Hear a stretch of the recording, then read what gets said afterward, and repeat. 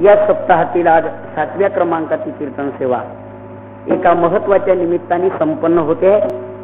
ती म्हणजे भगवान परमात्म्याचं वास्तव्य स्थान असलेले श्री संत सावता महाराज. सावता महाराज पुण्यतिथीचा आज दिवस आहे. त्या निमित्ताने गेले 7 दिवस आपण या ठिकाणी नामस्मरण करतोय. त्यातील आजचा हा परिपूर्णतेचा दिवस आहे, पुण्यतिथीचा दिवस आहे. तेव्हा संतांची पुण्यतिथी करणं एक पहिलाच मुद्दा सांगतो मी. भगवान परमात्म्याच्या ते अत्यंत आवडीचं लक्षण आहे. भगवान एका ओवीतून आपली आवड व्यक्त करतायत की माझे भक्त मला आवडतात यात शंकाच नाही, पण माझ्या भक्ताच्या चरित्राची प्रशंसा जे करतात ते देखील माझ्या प्राणापेक्षाही मला अधिक आवडतात, प्रिय आहेत, असं भगवान परमात्मा ज्ञानोबा यांच्या मुखातून सांगतात. ते हे प्राणा परवते मज आवडते निरुत्ते, जे भक्त चरित्राते प्रशंसती विठ्ठल विठ्ठल.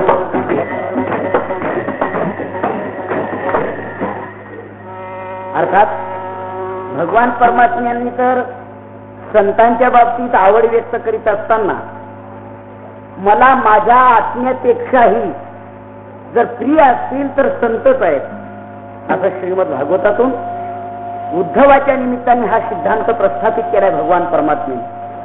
त्या ठिकाणी कोण कोण आवडत नाही आणि कोण आवडतात आणि ते किती आवडतात त्याबद्दल काही उदाहरणं दिलेली आहेत. तिथे असं म्हटलेलं आहे, आत्मयोनिही पण मे तथा न प्रियतम, माझ्यापासूनच निर्माण झालेला ब्रह्मदेव पण तो देखील माझा प्रियतम नाही. बर न शंकरा, भगवान शंकरही माझे प्रियतम नाहीत. न ते संकर्षण, बैराम दादा माझे भाऊ आहेत, वडील भाऊ आहेत, पण ते देखील माझे प्रियतम नाहीत. न श्री माझी पत्नी मला प्रिय नाही, किंबहुना नैवात्मा माझा आत्माही मला प्रिय नाही. इतके प्रियतम माझे संत आहेत. विठ्ठल विठ्ठल विठ्ठल विठ्ठल. म्हणजे आत्म्यापेक्षाही अत्यंत प्रिय संत आहेत. आणि अशा संतांची, अशा भक्तांची जे प्रशंसा करतात त्यांच्या चरित्राची, ते देखील मला माझ्या प्राणापेक्षा अधिक आवडतात, असा या ओवीतून निर्वाळा दिलेला आहे भगवान परमात्म्याने. म्हणून आज पुण्यतिथी करायची आहे, ती कशा करता, काय म्हणून करायची आहे, त्याचं कारण आहे पुण्यतिथीच्या निमित्ताने पुण्यवान संत महात्म्यांचं चरित्र वर्णन करायचं आहे, त्याची प्रशंसा करायची आहे. किंबहुना संतांच्या चरित्राची प्रशंसा करून आपण देवाच्या आवडीचं व्हायचं आहे. विठ्ठल विठ्ठल. आपण भक्ती करतोय पण ती देवाच्या आवडीची असावी ही महत्वाची बाब आहे. पुत्राने पित्याची केलेली सेवा, शिष्याने गुरूंची केलेली सेवा, पत्नीने पतीची केलेली सेवा किंवा नोकराने मालकाची केलेली सेवा, किंबहुना भक्तांनी देवाची केलेली सेवा ही त्यांच्या आवडीची असावी, असा एकंदरीत नियम आहे. मग देवाच्या आवडीची सेवा होण्याकरता देवाची आवड काय, मग भगवान परमात्म्याने जी आवड सांगितलेली भक्त चरित्राची प्रशंसा करणे, आणि ते पुण्यतिथीच्या निमित्ताने घडतंय. म्हणूनच संतांची पुण्यतिथी आपण सगळेजण करतो, त्याच्या पाठीमागे शास्त्रशुद्ध हा हेतू आहे. विठ्ठल विठ्ठल. आणि याहीपेक्षा पुण्यतिथीच्या संबंधाने आपण नेहमी ऐकतो, पुण्यतिथी त्यांची करावी की ज्यांची पुण्यतिथी केली असता पुण्यतिथी साजरी करणाऱ्यांना पुण्यप्राप्तीचा लाभ होतो, त्यांची पुण्यतिथी.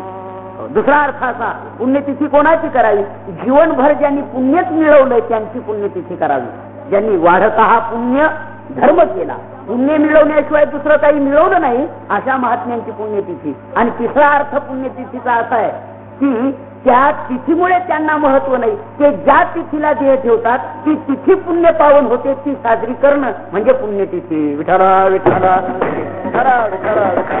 हो, अशा दोन्ही तिन्ही अर्थाने आज महान संत श्री सावता महाराज यांची पुण्यतिथी आपल्या देवगावकरांकडून किंवा आपल्या सर्व परिसरांच्या प्रेमाने या ठिकाणी संपन्न होते. तेव्हा पुण्यतिथी निमित्ताने, सावता महाराजांच्या पुण्यतिथी निमित्ताने मी निवडलेला अभंग संत शिरोमणी नामदेवरायांचा आहे. मला वाटतं आजचा अभंग कोणाचा वगैरे हे सांगण्याची गरज नाही, कारण या अभंगाला बहुतेक भोपाळे सुद्धा जागे झालेले असतात. घालीन लोटांगण, ए उठा रे, घालीन लोटांगण, घालीन लोटांगण म्हटलं का सगळे जागे होतात. त्यांना वाटतं आता आटोपलं येत जातं. लोकांची प्रेरणाच तशी, धारणाच तशी त्याला नावी लागत. आता बघा तुम्ही, किती वाजता कीर्तनाला यायचं त्याला मग 11 वाजल्याबरोबर घरी जाता आलं पाहिजे, त्याच्याकडे बहुतेकांचं लक्ष असतं. आता बाहेरगावचे लोक, अडचणीचे लोक सोडून द्या, पण गावातले झोपाळे अजून कीर्तनाला येऊन राहिलेत. पहा, आता तुम्ही बघा यांनी काय कामं केली असतील बरं एवढा वेळ. 10:15 वाजेपर्यंत आपण घरीच राहावं, कीर्तनाला जाऊ नये, म्हणजे जास्तीत जास्त पुण्य लाभ व्हावा, ऐकायला मिळावा असा हेतूच नाही. मोठी गंमत आहे. सत्यनारायणाची पोथी जर एखाद्याच्या घरी असली तर एरवी लोक पोथी ऐकायला येत नाहीत म्हणून तीर्थप्रसादाची परंपरा सुरू झाली.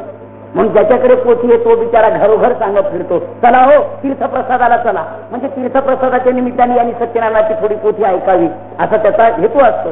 पण ज्यांना म्हटलं का चला तीर्थप्रसादाला, ते तिथंच पडल्या पडल्या विचारतात पोथी आटोपली का तर तीर्थप्रसादाला यायला, त्याचं विनाकारण तिथे येऊन तुमचा अध्याय ऐकावा लागेल एखादा. त्याच्यापेक्षा निव्वळ तीर्थप्रसादाला यायचे आम्हाला, पोथी आटोपल्यावर पुन्हा बोलवायला या. अशा धारणेचे लोक काय कीर्तनकार उघडून पाजले, काय काही गुण येणार नाही यांना, काही फरक पडणार नाही. विठाला विठाला विठाला विठाला.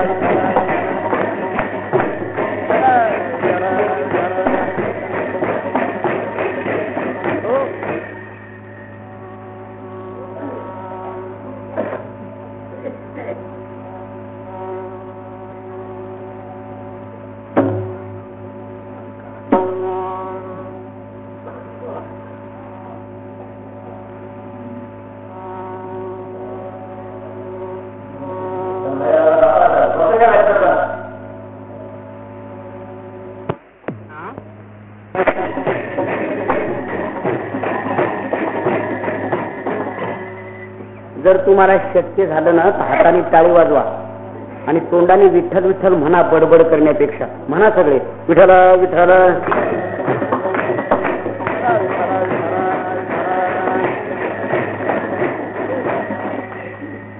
एक तुम्हाला महत्वाचा मुद्दा सांगून 10 मिनिटात तुम्ही कीर्तन आटोपणार आहे आज. म्हणजे उशिरा येणाऱ्यांना कळलं पाहिजे की आपल्या पदरात काही पडलेलं, पण मला नाही वाटत त्यांना त्याचा खेदही वाटेल म्हणून. उलट म्हणजे बरं झालं आपण जाईपर्यंत आटोपलं त्यांचं एकदा. काय असो, तर पहिला मुद्दा मी तुम्हाला सांगितला, अभंग श्री संत नामदेवांचा आहे. आता अभंगाची प्रस्तावना थोडक्यात ते सोबत तुम्ही आता येते माणूस पुढे येऊ देऊ नका, तिकडे बसवा तिकडे अंधारात.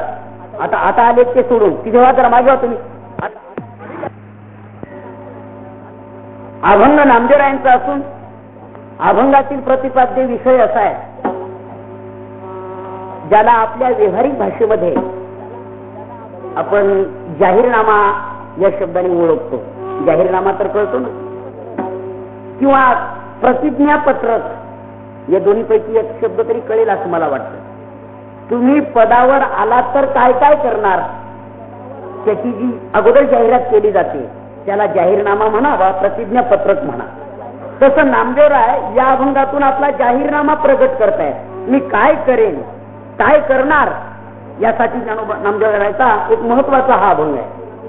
तर त्याची प्रस्तावना फार महत्वाची आहे. ती अशी, संत महात्म्यांना भगवान परमात्म्यांनी असं आश्वासन दिलं की तुमच्या मनात जे असेल किंवा जे तुम्ही मागाल ते मी पूर्ण करेन, हे माझं ब्रीद आहे. नव्हे भगवान म्हणतायत, तो मनी जो जो धरिती भावो तो तया पुढा पुढा लागे देवो, आणि विधर्याचा निर्वाह हो तोही मी शिकले. त्यांनी मनात जो जो भाव धारण केलाय तो मी त्यांना पूर्ण करण्याची ही माझी हमी आहे, माझी जबाबदारी आहे. तो भागवताचा अशा उभ्या चाललेल्या आहेत. सलोकतावडे भक्ताची तुम्ही इकडे कुणाची भक्ता मागे भक्ता मागे सोपता त्या आणि शंकरचक्र घनश्यामता सुरे या सर्व ओव्यांमधून आपल्याला कळेल. माझ्या भक्तांनी जे मागितलं, सलोकता भक्ताची आवडे तर मी त्याची वैकुंठवासी करीन, भक्त समीपता मागे तर मी त्याची जीवलग करीन, भक्त स्वरूपता मागे तर त्याची मी चतुर्भुजता देईन. बस, म्हणजे त्यांनी जे जे मागितलं ते त्याच क्षणी पूर्ण करतो. मी तर म्हणेल याच्यापेक्षा तुकोबारांचं एक प्रमाण असं आहे, त्यांनी मागावं अशाच दृष्टीनं भगवान त्यांच्या तोंडाकडे पाहतो. आणि त्यांनी जरी मागितलं नाही, मनात जरी आणलं तरी पण ते लगेच पूर्ण. यासाठी 2 उदाहरणं सांगतो मी तुम्हाला. ज्ञानेश्वरीतले सांगतो आणि एक भक्ती विजया भक्ती मालिकेतलं सांगतो. पहिल्यांदा ज्ञानेश्वरीतला ऐका आपण.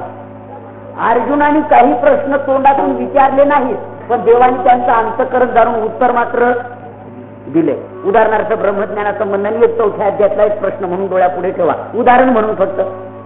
अगोदर नाही ज्ञानेन सदृशम पवित्र विद्येचे तत्त्वम योगसंसिद्ध कारणात्मनि विंदती या श्लोकात ज्ञानोबाने म्हणजे भगवान परमात्म्याने ज्ञानाची प्रशंसा केली. अर्जुना, जगात पवित्र उत्तम अशुभापासून काढणार, मोक्षापर्यंत पोहोचवणार, पवित्रात पवित्र उत्तमात उत्तम राजविद्य राजगुह्य असं जर काही असेल तर ते ज्ञान आहे. ज्ञान त्याच्यासारखी दुसरी पवित्र वस्तू या जगात नाही.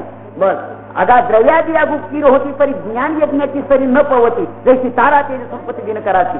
कितीही तारा चांदण्या मिळाल्या म्हणजे वा चंद्र मिळाले म्हणजे सूर्याची जशी बरोबरी करू शकत नाही, तसे बाकीचे द्रव्य यज्ञ सपो यज्ञ असेल हे सगळे यज्ञ आणि ज्ञान यज्ञ या यज्ञाची कोणताही यज्ञ बरोबरी करू शकत नाही. ज्ञानाची प्रशंसा केली आणि मग अर्जुनाला असं वाटलं की हे ज्ञान आता कशाने मिळेल. अर्जुनाने विचारलं नाही, फक्त मनात आणलं की देवाने ते पूर्ण केलं. ते ज्ञान कैसेनी जाणावे ऐसे अर्जुने जव पुसावे, म्हणजे हा भविष्यकाल आहे, अजून विचारलेलं नाही असं विचारणार होता अर्जुन. पण ते मनोगत देवे जाणीतले, ते भगवान परमात्म्याने त्यांचं अंतःकरण जाणलं आणि अर्जुनाला बोलू दिलं नाही, मनातलं पूर्ण केलं. मग म्हणत असे किरीटी चित्त देई कोठी सांगेन ज्ञानाची भेटी उपाय तुझं. अर्जुना तू जे विचारणार होता ना त्याचं उत्तर मी लगेच देतोय. हा 4थ्या अध्यायातला भाग आहे. तसंच 9व्या अध्यायाचा भाग असाच आहे.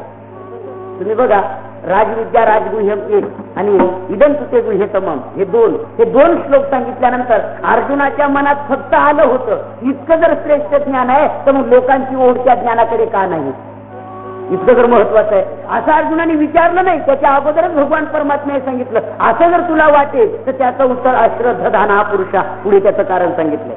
म्हणजे अर्जुनाला मनात आल्याबरोबर देवाने ती इच्छा पूर्ण केली. हे झालं ज्ञानेश्वरीतलं गीतेतलं उत्तर. आता भक्त मालिकेतलं सांगू तुम्हाला.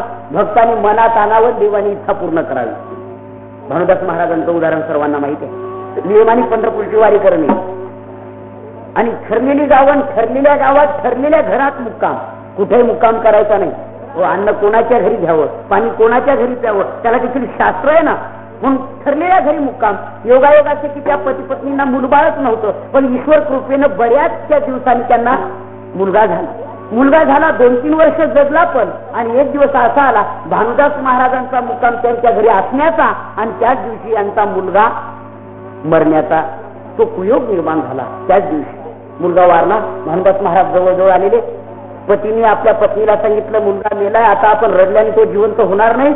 असो ज्ञानवशोम, बस संपला. आता त्याचा शोक करू नको. आता एक कर, आतापर्यंत केली आपण वारकऱ्यांची सेवा निष्फळ ठरेल तर वारकऱ्यांचं स्वागत करू, मुलाला झाकून ठेव, नंतर आपण त्याचा विधी करू. किती मोठं अंतःकरण असेल.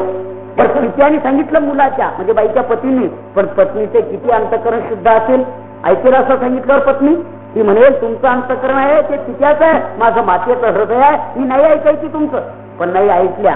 मुलाचं प्रेत झाकून ठेवलं. भानुदास महाराजांच्या सामोरा गेले. नेहमीप्रमाणे दुःखाची छटा देखील तोंडावरती दिसू दिली नाही. शेवटी स्वागत केलं. महाराज जेवायला बसले. सहज आठवण आली. म्हटले तुमचा मुलगा नाही दिसत जेवायला. म्हणजे महाराज तो झोपला. आता झोपलाय म्हटल्यानंतर त्यांना असं वाटलं थांबतील महाराज.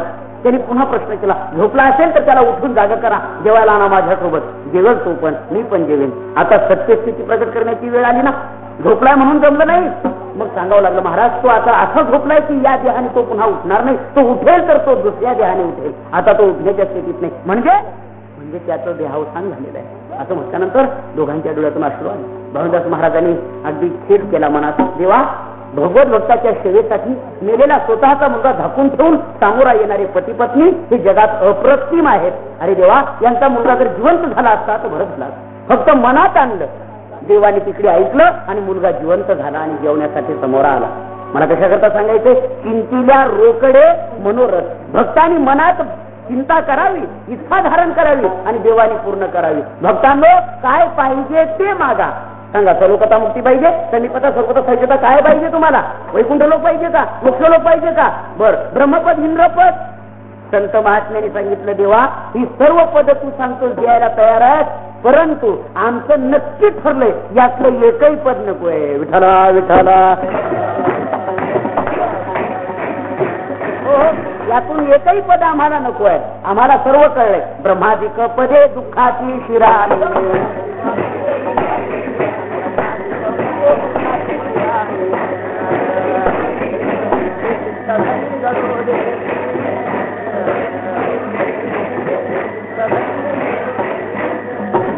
या प्रमाणात फार गंमत आहे. महाराजांची तुकोबारायांची एक मोठी आहे. इथं ब्रह्मपद फक्त एवढंच उच्चारात घेतलंय, पण अधिक असं म्हणण्याने फक्त ब्रह्मपदच नसून ब्रह्मादी आधी करून सर्व पद नको ती दुःखाची शिराणी आहे, हा एक अर्थ. आणि दुसरा एक अर्थ त्याच्यातच आहे, तेथे चित्त झनी जडो देसी. महाराज म्हटले देवा ब्रह्मादिक पद दुःखाची शिराणी आहे, ती आम्हाला नको तर नकोच, पण कदाचित त्याचा आकर्षण आम्हाला तिथे मोहित करेल, तर तुझ्या कृपेने ते देखील होऊ देऊ नको. तेथे चित्त झनी. बऱ्याचशा गोष्टी आपल्याला मिथ्या आहेत असं वाटल्या तरी त्याचं आकर्षण, मिथ्या वस्तूचं आकर्षण देखील माणसाला मोहित करतं. मी तुम्हाला असा प्रश्न सांगतो, म्हणजे विचारतो. पिक्चर मध्ये पडद्यावर रावणाची लंका मारुतीच्या शेपटीने जळते, ती खरी की खोटी? तुमच्या मताने काय ठरवलंय तुम्ही? ती कशी आहे ती मी नंतर सांगेल तुम्हाला. पण तुमच्या मताने जर खरी असती तर किमान एवढी लंका त्या पडद्यावर जळते, मग या प्रेक्षकांपैकी एखाद्याची बिडी तरी पेटायला पाहिजे त्या पडद्यावर. तुम्ही एखाद्यावर करा बरं प्रयोग. एवढी मोठी लंका जळते तर मग आपली बिडी का पेटू नये? ते पेटवावर पेटते का? मग लंका जळते पडद्यावर, ही खरी की खोटी? अजूनही बोलत नाही तुम्ही, एवढाले झाले तरी. आता बोलायचे कधी तुम्ही? त्याला त्याच्यापेक्षा दुसरं उदाहरण. अहो तुमची बिडी तर पेटायची सोडा, पण ज्या पडद्यावर लंका जळते तो पडदा गरम तरी होतोय का? आता तरी कळायला पाहिजे ना ते खरे का खोटे. जर लंका जळणं खरी असती तर पडदा जळला नसता का? मग आता ती खरी की खोटी? वा, खोटी म्हणता तरी देखील 5 रुपये तिकीट घेऊन पाहता की नाही तुम्ही? हे महत्वाचं आहे. आता म्हणजे खोटं आहे हे सर्वांना माहिती आहे, तरी पैसे देऊन पाहिलं जातं का? खोटं आहे मला माहिती आहे, मान्य आहे, पण त्याचं आकर्षण मला पुन्हा ओढतंय. तसं ब्रह्मादिक पद मिथ्या आहे ते मला मान्य आहे, पण त्याचं आकर्षण मला पुन्हा ओढेल, तर ते तुझ्या कृपेनं होऊ देऊ नको. विठाला विठाला विठाला विठाला.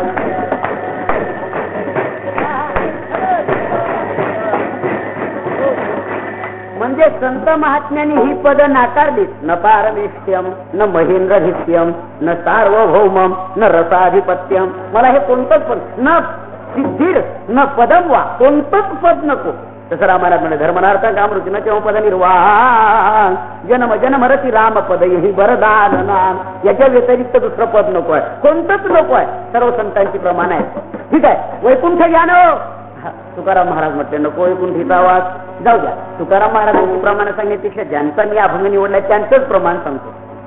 वैकुंठाची आम्हा नको धाडू हारी, वैकुंठाची आम्हा नको धाडू हारी.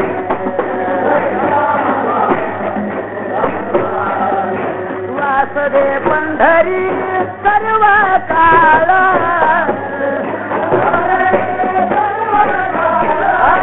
वासुदे पंढरी सर्व काळ.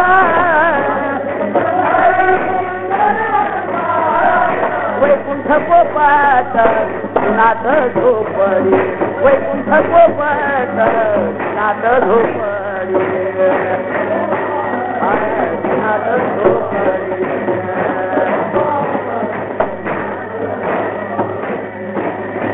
बस, ज्यांचा मी कीर्तनाला अभंग निवडला त्यांचाच हा पण अभंग आहे, नामदेवरायांचा. नामदेव महाराज म्हटले तुम्ही मला वैकुंठ देतायत, ठीक आहे, तुम्ही देण्यात फार उदार आहात. देव देवने उदार, भक्ता देतो अमर पदे. अनेक अमर पद तू बहाल करणार, त्यात तुझी उदारता प्रसिद्धच आहे. उदार तू हरी ऐशी कीर्ती जराची, अनंत ही थोडी गरजेचा ती पोवाडे. तुझ्या उदारत्वाची थोडी वा पुराणात पोवाड्यांनी वर्णन केलेली आहे, आम्हाला माहिती आहे. काहींनी थोडं मागितलं तरी त्यांना तू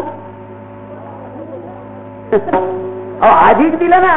मागितलं थोडं पण दिलं खूप दिलं. ही मोठी उपमन्यूने किती लिटर दूध मागितलं होतं? एरवी तुम्ही नेहमीच ऐकता, उपमन्यूने किती दूध मागितलं होतं? वाटीभर. मला वाटीभर दूध दिलं तरी पुरे आहे, ठीक आहे. पण भगवंत म्हटले तुमचं वाटीभर दुधात भागत असेल, पण वाटीभर दूध देण्यात मला किती कमीपण आहे. त्यावेळेला विरोधी पक्ष होताच ना, लालकृष्ण अडवाणी नसले तरी. काय रे देवा, एवढ्या एवढ्या उपमन्यूला किती दूध मागावं त्याचं ज्ञान नव्हतं, पण तुला माहिती होतं ना तुझं ऐश्वर एवढं दूध देण्या इतकं होतं का? मोठी अजून एक व्यवहारातली मक्की सांगू का तुम्हाला मी.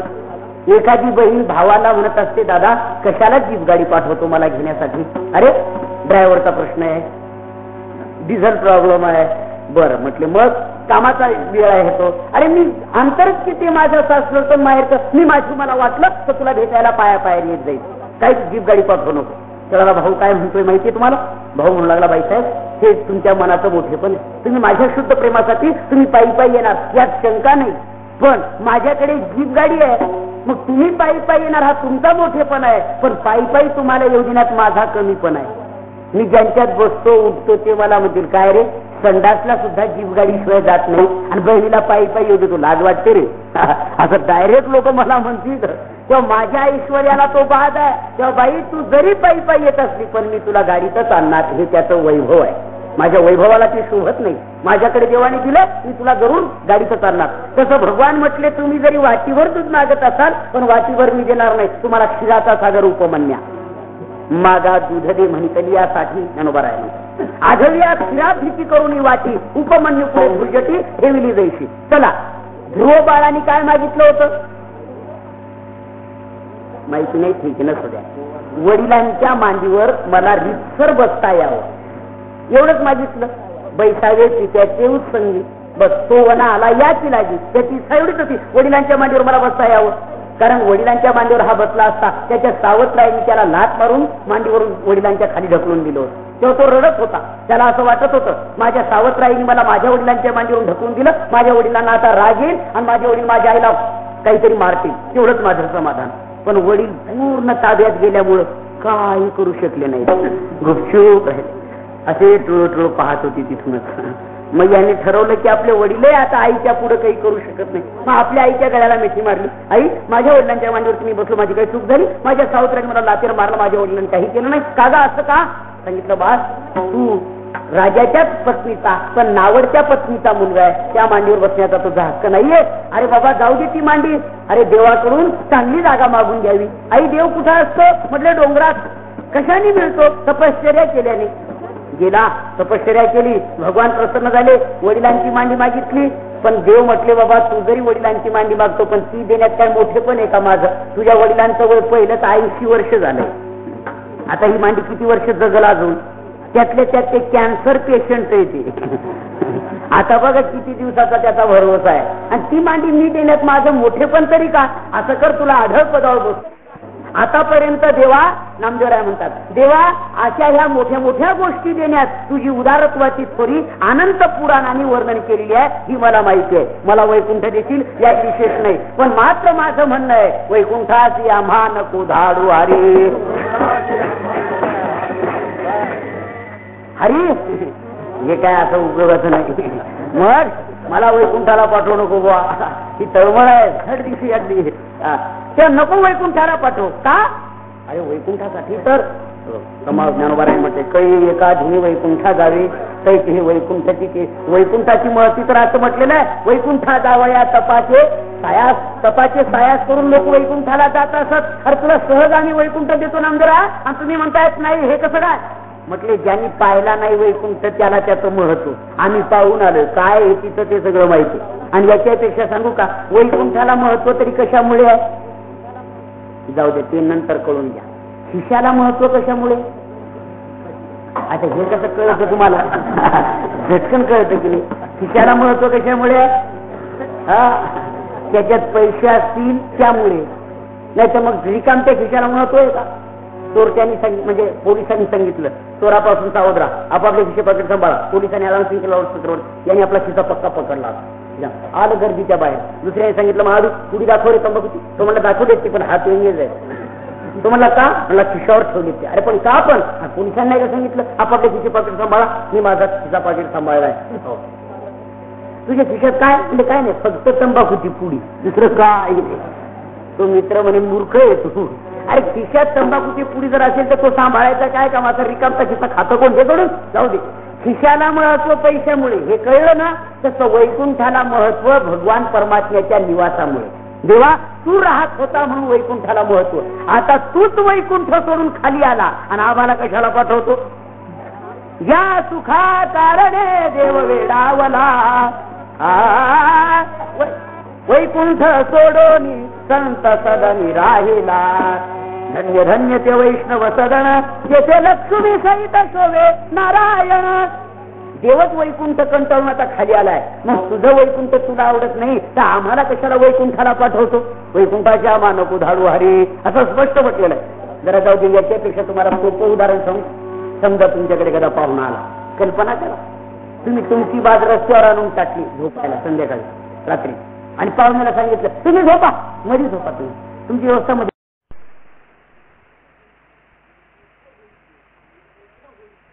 मोठं होईल आणि नंतर ढाकुट होईल, नाही तर पहिलं ढाकुट. म्हणजे गुरुनाम मामा साहेब दांडेकर सांगायचे, अरे बाबा श्रीखंड पुरी जेवायला असावी आणि घरमालकाने म्हणावं आमची भाजी भाकरी गोड करून घ्या. याला म्हणतात मोठं होऊन हे नम्र होण्याचं लक्षण. एखाद्याने पहिलीच शेतातली कुठली तरी भाजीवर बोलून आणली, भला भाकरात आपला मोठा, आणि मग आमची भाजी भाकरी गोड आहेच ती, सांगायचं काय काम आहे? ती दिसते, तुलाही दिसते, मलाही दिसते. म्हणजे तसं मोठेपण असावं आणि लहानपण घ्यावं. तसं महात्म्यांचं किती मोठेपण होतं सर्वांना माहिती. कबीरदास महाराजांचं मोठेपण सर्वांनाच माहिती, किती व्यापक बोध होता कबीरदास महाराजांचं वर्णन आहे. पण जेव्हा लोकांनी सांगितलं महाराज तुम्ही फार मोठे आहात, तेव्हा कबीरदास महाराजांची लहानपण सांगतो मी. कबीर कबीर क्या कहे जा जमुना के तीर, एक एक गवलं नसे प्रेम में बह गए कोट कबीर. कबीरदास महाराज बसले, काय बसले कबीर घेऊन, माझ्यासारखे कोट्यावधी कबीर गवळण ईश्वरावर जे प्रेम करतात त्या प्रेमात वाहून जातील. हे त्यांचं लहानपण. ज्ञानोबारायांचं मोठेपण म्हणाल तर ज्ञानी यांचा शिरोमणी वंदे जो का पूज्य स्थानी, चिंतकाचा चिंतामणी ज्ञानोबा माझा, हे त्यांचं मोठेपण. पण लहानपण समजताना येहवी तरी मी मूर्ख, जरी झाला अविवेक तरी संत कृपादीप्त सोजवळ असे ज्ञानोबाराय म्हणतात. हे त्यांचं म्हणजे मोठेपण असावं आणि लहानपण घ्यावं. तुकोबारायांचं मोठेपण तुकिदा तुलनेसी ब्रह्म तुकासी आले,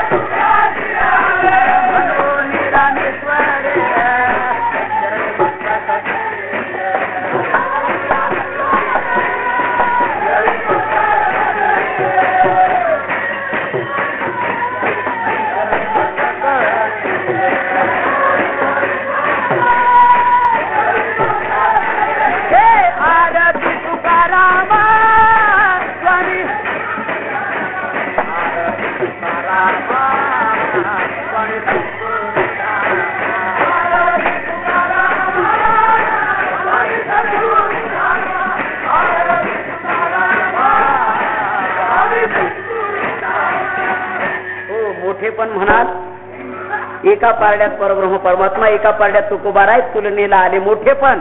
पण लहानपण म्हणाल मज पामरा हे काय थोरपण, पायीचे वाहन पायी बरी, मज पामरा हे काय थोरपण. महाराज म्हटले माझ्या पामरांना काय मोठेपण, मी पायातली चप्पल आहे हे लहानपण. म्हणजे थोरपण परा सांडीजे सांडण्याकरता पहिल्यांदा असायला पाहिजे, हा महत्वाचा भाग आहे ना. थोरपण परा सांडीजे म्हणजे थोरपण टाकून द्या, व्युत्पत्ती आढवी विसरीजे, पण त्याच्याकरता ती असावी. जगा धाकुटे होईजे ते जवळीक माझी. जे लहान होतून माझ्याकडे येतात तसं संतांचं तेच लक्षण आहे. बळे तरी नागविती काळा, बळे तरी नागविती काळा, तरी सकळांच्या तळा, तरी सकळांच्या तळा.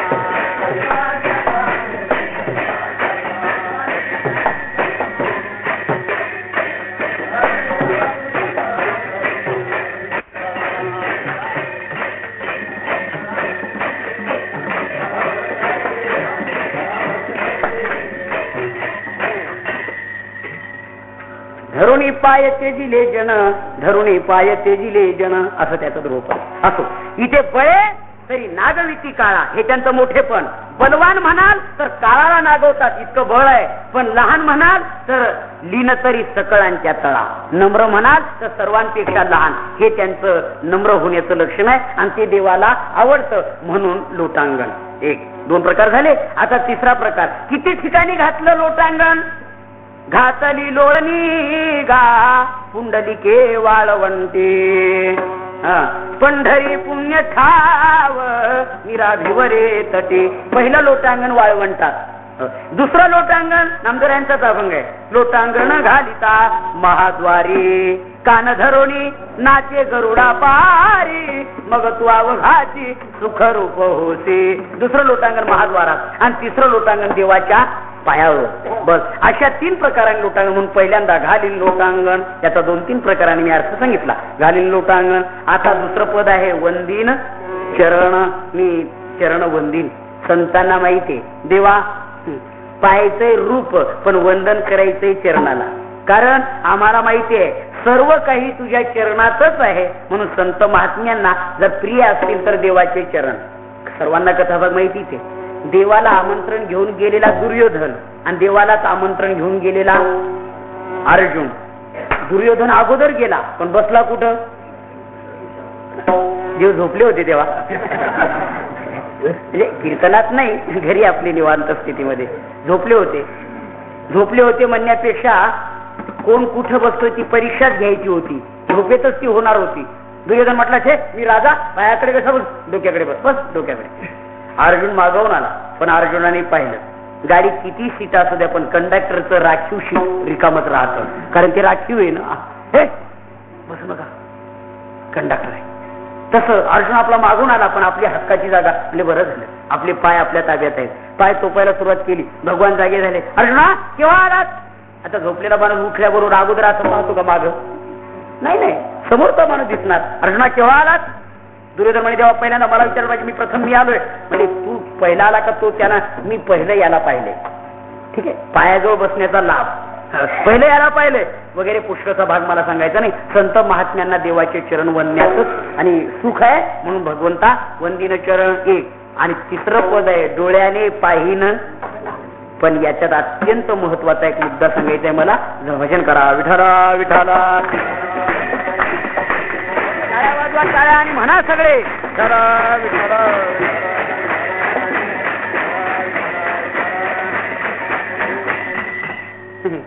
तुम्ही कीर्तनात जर भजन करीत नाही तर कराल कुठं? आश्चर्यच आहे. सरकशीच्या तंबूत म्हणाल का विठ्ठल विठ्ठल? म्हणा विठ्ठला विठ्ठला विठ्ठला. वा वा वा बोला बोला.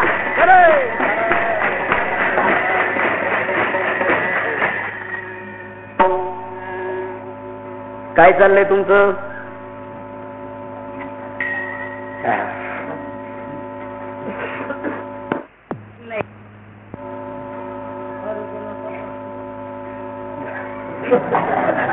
असं का?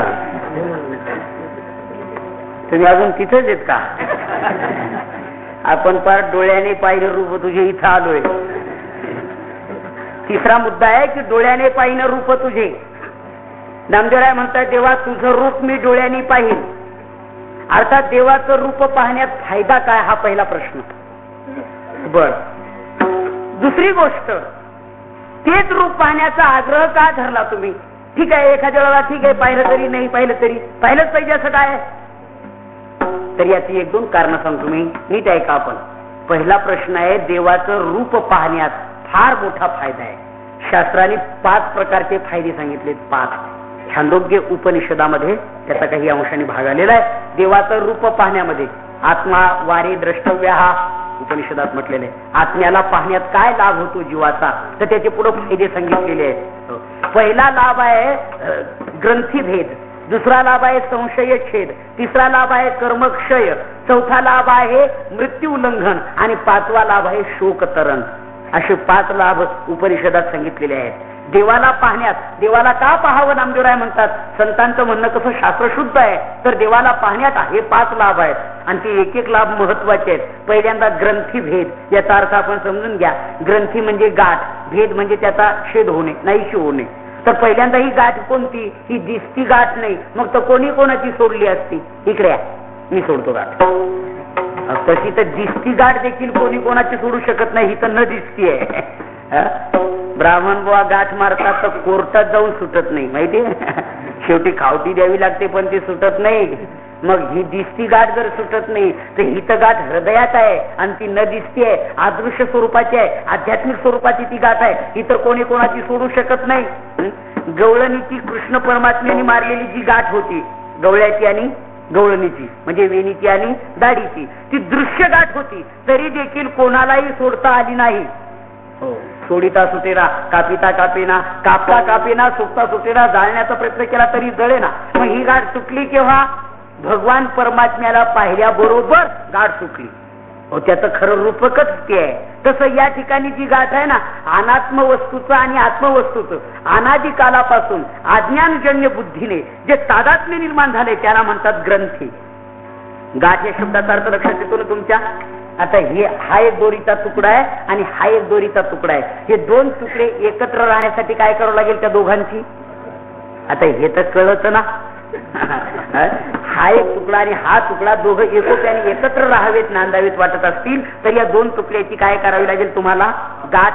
तसं अनात्म वस्तू शरीर आणि आत्मवस्तू चैतन्य हे दोघं एकोप्याने एकत्र राहतात. त्यामुळे त्या दोघांची काय पडलेली आहे? गाठ पडलेली आहे. तर हा जीवात्मा आत्मा देहाचा संबंध नसता मीच देह आहे असं म्हणून बसलाय, ही ग्रंथी आहे. आता आणि तिचा छेद ग्रंथी भेद होणं म्हणजे काय होणं? अज्ञानाने पडलेली गाठ त्याचं ज्ञान होणं आणि इथून पुढे ठरवणं काय? नैवात्मनो न देहस्य, मी देह नाही बस, न इंद्रियाने, मी इंद्रिय नाही बस, मी स्थूल देह नाही, मी सूक्ष्म देह नाही, मी कारण देह नाही, मी पंचकोशापैकी अन्नमय कोश नाही, प्राणमय कोश, विज्ञानमय कोश, मनोमय कोश, आनंदमय कोश, मी पंचकोशापैकी कोश नाही. बरं, प्राणापेक्षा अन्नमय प्राण मनोमय हे वगैरे कोणतेच प्राण नाही, पंचप्राण नाही, पंचकोश नाही, पंच इंद्रिय नाही, पंचकर्मेंद्रिय नाही, ज्ञानेंद्रिय नाही, मी कोणीच नाही. मग मी आहे कोण? तिथे जसं हस्तामलकाने म्हटलंय, चिदानंद रूपो शिवोहम शिवोहम. मी कोण आहे? तर मी कोणीच नाही, मी शिवस्वरूप आहे. मी वासुदेव तत्वता कळो येईल विचारिता. पण इथे मुद्दा कसा आहे? कळो येईल विचारिता. विचार केल्यावर कळेल मी वासुदेव तत्वता.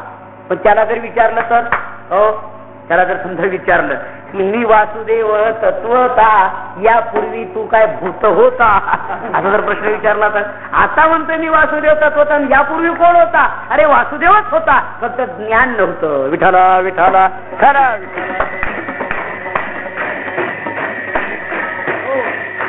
ते ज्ञान नसल्यामुळे अशी गडबड होते. ही गडबड होते ना, हे ज्ञान नसल्यामुळे होते. ज्ञान असल्यावर अशी गडबड होतच नाही ना. मग तो सुरुवातीपासूनच म्हणतोय मी देव आहे, पण ज्ञान नसल्यामुळे. मोठी गंमत आहे, आम्ही नेहमी विनोदाने सांगतो, एखाद्या माणसाला जर तुम्ही म्हटले ना तू लबाड आहे, त्याला पटतं. बरोबर ओळखलं. तू मूर्ख आहे तरी त्याला ते पटतं. तू चोर आहे तरी त्याला ते पटतं. पण त्याला म्हणावं तू देव आहे रे देव, तो छे देव कुठं, मी कुठं. म्हणजे चोर आहे म्हटलेलं पटतं त्याला, बावळट म्हटलेलं पटतं. पण त्याला म्हणा बाबा तू देवच आहे रे देव, तो छे देव कुठं, मी कुठं. देव कुठं मी कुठं. म्हणजे त्याला इतकं विसंगत, देव असूनही मी देव नसावं नाही असं वाटावं, हीच ग्रंथी आहे. आणि ते मी पुन्हा मी देव आहे म्हणजे तिचा बाध आहे. म्हणून ग्रंथी भेद पहिला, देवाला पाहिल्याबरोबर ग्रंथी भेद हा पहिला लाभ. दुसरा लाभ कोणता सांगितला मी? संशय छेद. संशय पहिल्यांदा शास्त्राने सांगितलेल्या संशयाचा थोडासा उच्चार करतो मी. जे आपण व्यवहारातले मानतो ते संशय नाही. काय भाजी असेल कोणाला माहिती, काही कळण, हा संशय नाही तिथं. हा माणूस कोण असेल या घरमालकाचा कोणाला माहिती, याचा हा संशय नाही इथे. हे संशयच आध्यात्मिक संशय आहेत. कोणते संशय आहेत? तर नैयायिकांनी आत्म्याचं स्वरूप सांगितलेलं आहे, 4 वाकांनी आत्म्याचं स्वरूप सांगितलेलं आहे. बर, आस्तिक दर्शनकारांनी आत्म्याचं स्वरूप सांगितलेलं आहे, शास्त्राने आत्म्याचं स्वरूप वर्णन केलेलं आहे. पण या आत्म्याबद्दल, आत्मा देहापासून भिन्न आहे की देह रूप आहे? पहिल्यांदा 4 वाकाचं मत असं आहे, देहखंडानाम आत्मा. तो म्हणतोय देह म्हणजेच, जाऊ द्या, तुकोबाराने का सरळ सांगितलंय पाखांड्याचं मत. त्यांनी असं मानलेलं आहे, देह तोची देव, भोजन ते भक्ती आणि मरण ते मुक्ती पाखांड्याची. देह हाच देव, चांगलं खाणं ही भक्ती चांगली, आणि एके दिवशी डोळे मिटणं ही मुक्ती. किती चांगलं काम आहे हे. आणि या मुद्द्यावर बरेच काही माणसं जीवन जगतात. यावर जीवन सुखम ऋणम कृत्वा भृतम असं ते म्हणतात. बस या जगात माणसाने खावं प्यावं ल्यावं मजा मारावी, खूप चैनबाजी करावी. अरे गावरान तूप प्यावं, गावरान डाळला सुद्धा नाही. पण दुसरा म्हणे गावरान तूप प्यायला पैसे, ऋणम कृत्वा कर्ज काढावं, भरपूर कर्ज मिळते. आता कशाला कर्ज कशाला काही करायचं कर्ज मिळतं असं. पण फेडायचं कसं काय? वेड्याचा जुना काळ होता फेडायचा, आता फेडायचा प्रश्नच नाही. आपलं सरकार इतकं शहाणं सरकार आहे की ते काही टक्के सबसिडी, काही अनुदान, काही पुढं एकदम मुद्दल माफ, नंतर व्याज माफ, सगळंच माफ. आता इतकं छान, आता फक्त कर्ज काढा. मोठी गमन म्हणून माणसं देखील अजिबात आळस करत नाही. गोबर गॅस प्रकरण माझं तुमच्याकडे राबलं का नाही कोणाला माहिती, पण आमच्याकडे तर सांगतो मी तुम्हाला. गोबर गॅस प्रकरण वरून सरकारचे नियम होते, त्याच्याकडे 15 गायी असाव्यात, 20 म्हशी असाव्यात, 8 बैल असावे, इतके गुरु असले टोटली तर त्याला गोबर गॅस त्याच्या नावावर मंजूर व्हावा. याच्याकडे बकरी जरी नसली तरी गोबर गॅस मंजूर होत होता. कसा होत होता, कसे दाखले मिळत होते काय मला ते काही सांगता येत नाही, पण असं होत होतं. मात्र कर्ज काढायचं, फेडायचं नाही. अरे एके दिवशी मरून गेलो, फेडायचा प्रश्न येतो कुठं, आणि म्हणे फेडायचा बेस हे सोडून मजा मार, असा एक वादी आहे. दुसऱ्यांनी शास्त्राने सांगितले नाही नाही हे चूक आहे बाबा. अरे देह आत्मा नाही, आत्मा हा द्रष्टा आहे आणि देह हे दृश्य आहे. दृश्यापासून द्रष्टा केव्हाही भिन्न असतो. त्याला एक शास्त्राने श्लोक सांगितलाय, घटद्रष्टा घटात भिन्न हा सर्वथान येतो घटा. घटाचा द्रष्टा घटापासून भिन्न आहे का, घटरूप आहे. द्रष्टा वेगळा आणि घट वेगळा. तसंच म्हटले देहद्रष्टा तथा देहो, तसा देहाचा द्रष्टा हा आत्मा देहापासून भिन्न आहे, तो देहरूप नाही. विठाला विठाला. मग आता आत्मा देहरूप आहे की देहापासून भिन्न आहे, संशय. आत्मा येतो जातो की येत जात नाही, संशय. आत्मा मरतो जन्मतो की मरत जन्मत नाही, संशय. देहापुरता मर्यादित काय सर्वांच्या ठिकाणी व्यापक आहे, संशय. जीव जडा संबंधाने संशय, जीव जीवा संबंधाने संशय, जीव शिवा संबंधाने संशय, जीव प्रकृती संबंधाने संशय. असे जेवढे संशय तेवढे एकाच मुद्द्याने नष्ट होतात. देवाला पाहिलं की सर्व संशय छिद्यते हृदय ग्रंथी भिद्यन्ते सर्व संशय. किती संशय, एक दोन नाही, सर्व संशय विद्यन्ते. पण कशाने घडतं हे, तस्मिन दृष्टे परावरे. देवाला पाहिलं की ह्या सर्व गोष्टी घडतात. विठाला विठाला. मी 2 लाभ सांगितले देवाला पाहण्यात, ग्रंथी भेद आणि संशय छेद. तिसरा मुद्दा कोणता होता, कर्मक्षय. कर्मक्षय होणं अवघड आहे, फार अवघड आहे. मोठ्या संत महात्म्याने देवाला विनंती केली, देवा मज सोडवी दातारा, मज सोडवी दातारा.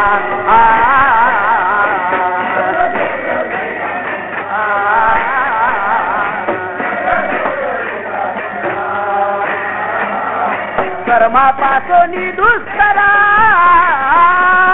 कर्मापासोनी दुस्तरा, मज सोडवी दातारा, मज सोडवी दातारा.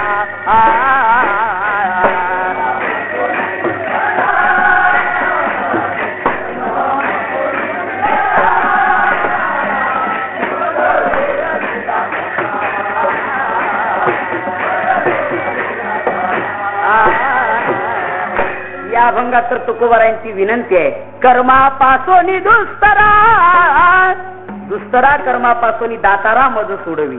दुस्तर कर्म आहे यातून माझी मुक्तता कर, तुकोबाराय म्हणतात. एका अभंगात तुकोबाराय पुन्हा विनंती करतात साधकाची भूमिका सांगताना, कै हे खंडईल कर्म, कै हे खंडईल कर्म. का बरं एवढा आग्रह तुमचा खंडन होण्याचा? महाराज म्हटले, देवा या कर्मात सूक्ष्मता आहे आणि या कर्मात बीज तयार होतं आणि बीज तयार झालं की त्याप्रमाणे पुन्हा जन्म घ्यावा. जरा तुम्हाला उदाहरण सांगतो. झाड तयार झालं की त्याला काय येतं, बीज. आणि बीज पडलं की त्यातून काय होतं, झाड. आणि झाडापासून पुन्हा बीज आणि बीजापासून पुन्हा झाड. आता हे किती दिवस बोललो तर संपल आपलं. झाडापासून बीज, बीजापासून झाड, झाडापासून बीज, बीजापासून झाड, झाडापासून बीज, बीजापासून. रात्र जाईल, मरून जाऊ आपण तरी संपवायचं. हा कल्पच्या कल्पापासून हा क्रम चालत आलाय. झाडापासून बीज, झाड मोडे, बीज सामावे, बीज मोडे तर झाड उगवे, झाडापासून बीज, बीजापासून झाड, असा अनादिकाळचा क्रम आहे.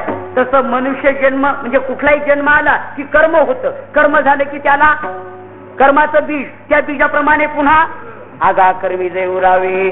बस तो क्रम सुरू झाला. तया ते भोगावया यावे. देहा एका, पुन्हा जन्म आला. देहाला आला की देहाने पुन्हा काय होणार, देह कर्मापासूनच असल्यामुळे देह असेपर्यंत संगजव प्रकृतीचा, तवरी त्याग न घडे कर्माचा. कर्म घडलं की पुन्हा त्याच्यापासून अहो कर्माचं बीज तयार होणार, बीजाप्रमाणे पुन्हा जन्म. असे जन्म मरणाला कारण कर्मच आहे. म्हणून देवा माझी कर्माची खंडना कधी होईल असा माझा आणि प्रश्न आहे. तसं तुकाराम महाराज म्हणतात कर्माची खंडना होत नाही, कर्म खंडन होणं अवघड आहे. पण देवाला पाहिलं की कर्म उरत नाही. ज्ञानोबारायांच्या 4थ्या अध्यायातल्या ओव्या आहेत, वाचत या पोऱ्या लोक हे झोपते पाहिजे शर्टाचं. विठ्ठल विठ्ठल विठ्ठल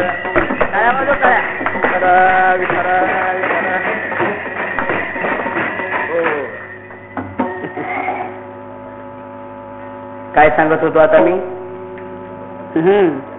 सांगत होतो तुम्हाला की ज्ञानोबाराय म्हणतात भगवान परमात्म्यापर्यंत पोहोचला की कर्माचा क्षय होतो, तोपर्यंत होत नाही.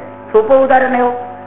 एरवी देठाला फळ सोडत नाही, फळाला देठ सोडत नाही. पण जेव्हा फळ खऱ्या अर्थाने पिकतं तेव्हा ते फळ आपोआपच देठापासून, तुमच्याकडे असं आहे का नाही, आपोआपच ते फळ देठाला सोडून अलग होतं. तसं कर्माचा त्याग होत नाही. पण ईश्वराला पाहिलं की कर्म उरत नाही. जे धावत या कर्माची लानी, ज्ञानोबाराय 4थ्या अध्यायात सांगतायत, जे धावत या कर्माची लानी नैष्कर्म्य बोधाची खाणी, जे भुकेली आधनी साधनाची. पण नैष्कर्म्य बोधाची खाण केव्हा प्राप्त होते, जे तर न पाहता सहज भेटे आपण नफे. आपण आपल्याला न पाहता भेटतो तेव्हा कर्माचा क्षय होतो. म्हणून कर्माचा क्षय किती लाभ सांगितले मी तुम्हाला देवाला पाहण्यात. आता तरी पाहाल ना डोळे उघडून देवाला. देवाला पाहण्यात 3 लाभ सांगितले, एक तर ग्रंथीभेद, संशयछेद आणि कर्मक्षय. 4था लाभ सांगतो तुम्हाला, मृत्यू उल्लंघन. देवाला पाहिलं की मृत्यू राहत नाही. आता एरवी तुम्ही म्हणाबर कोणीतरी का हो म्हणाबर तुम्ही की मी मरणार नाही म्हणून, असं म्हणाल कोणी? असं कोणीच म्हणू शकत नाही मी मरणार नाही. आतापर्यंत कोणीच म्हणू शकलं नाही. इथून पुढे कोणी म्हणे का म्हणजे काय मी नाही मरणार म्हणे का मी ग्रामपंचायती सदस्य काय अध्यक्ष. अरे बाबा मोठ्या मोठ्यांची यादी वाच अगोदर. नव भी मर गए, 10 भी मर गए सहस्राध्याशी. नव भी मर गए, 10 भी मर गए सहस्राध्याशी. 33 कोटी देवता मर गए पड़े काल के फांसी. जम का अजब तडा खावे तू क्या जाने लडकावे, असं कबीरदास महाराज म्हणतात. अरे बाबा 9 ग्रह गेले, 10 अवतार गेले, 88,000 ऋषी गेले, 33 कोटी देव गेले, म्हणे मी मरणार नाही. ते सोडून बावळट पण आहे, सगळे मरणार. आतापर्यंत कोणी उरलं नाही, येथे नाही उरवा अवतार वगैरे. मग मरावंच लागेल नक्कीच. मरण कोणाचं चुकलंच नाही. पण देवाला पाहिलं की मरण उरत नाही. का? देवाचं एक ब्रीद आहे, अविनाशकारी अविनाशकारी आपुली आहे ते.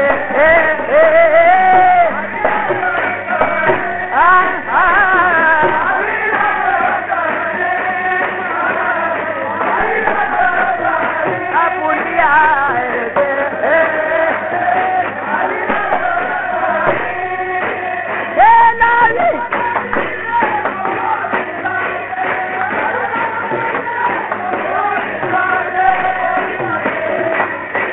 माई ग ये रती माई दुःखाची जनी.